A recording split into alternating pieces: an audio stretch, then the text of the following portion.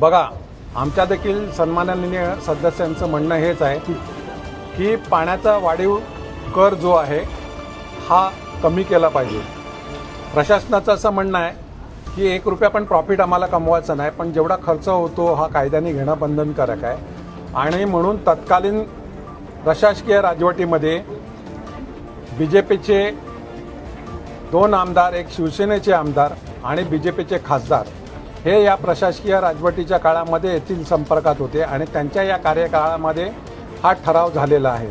आणि हा ठराव जर विखंडित करायचा असेल, तो रद्द करायचा असेल, तर तो राज्य सरकारकडे जाणं गरजेचं आहे। आणि म्हणून आम्ही त्यांना विनंती केली, आमच्या सदस्यांना देखील विनंती केली का आपण राज्य सरकारकडे जाऊ, राज्य सरकारला विनंती करू का आम्हाला असं वाटतं की बाबा हा दर जरी खर्च आहे तेवढाच जरी घेत असला तरी तो देखील कमी करावा, किंबहुना आम्हाला तो विनामूल्य पाणी कसं देता येईल, अन्य कर लावून आम्हाला कसं काय त्याच्यातनं विनामूल्य पाणी देता येईल हा आम्ही त्यांना कसोशीने सांगण्याचा प्रयत्न केला। परंतु ते ऐकण्याच्या मनस्थितीमध्ये नव्हते।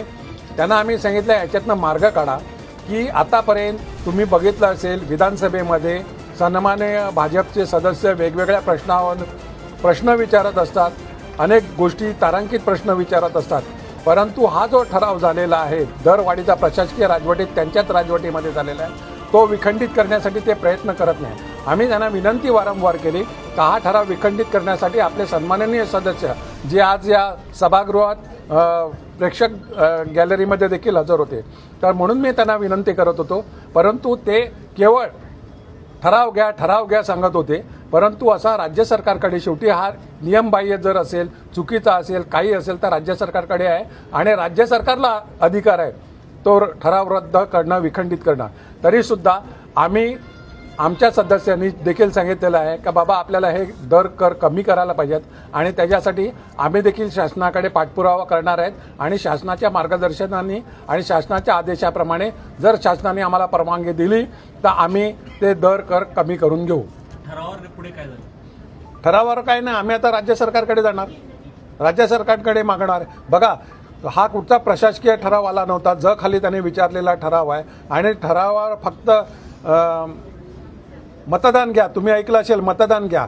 खरोखर आमच्या सभागृह नेत्याने त्यांना स्पष्ट शब्दामध्ये समजावून सांगितलेलं होतं का आपल्याला काय काय करायला पाहिजे असेल, कायदेशीर प्रक्रिया कशी आपल्याला पार पाडायला लागेल, तर ती कुठचेही न करता केवळ राजकीय लाभ उचलण्यासाठी जर हे असेल तर चुकीचं आहे। कारण आमचं एवढंच म्हणणं आहे की या विविध योजना ज्या आहेत त्या करण्यासाठी सरकारला पैसे भरायला लागतात आणि ते पैसे भरण्यासाठी जर आमचा 25% हिस्सा असेल तर 25% पैसे भरण्यासाठी कुठून तरी आम्हाला पैसे जमा करायला लागतात आणि ते पैसे जमा शेवटी नागरिकांकडनं जमा झालेल्या पैशामधनंच आपण करायला लागतो। आंबट सुसरीला पैसे भरलेले आहेत, देहरजीला पैसे भरलेले आहेत, सूर्याला भरलेले आहेत, चोंडीला भरले आहेत, खोलसापाडाला भरलेले आहेत, अनेक ठिकाणी पैसे भरलेले आहेत। शेवटी हे कुठून येतात?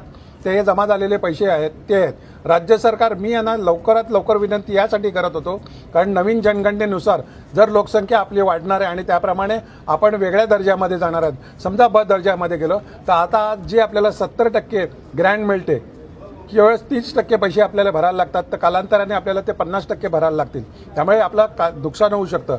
म्हणून त्यांना मी विनंती केली, सरकार तुमचं आहे तर आपण सरकारकडे जाऊन हे गायडन्स घेऊ आणि सरकारकडनं कायदेशीररित्या दर कमी करून घेऊ।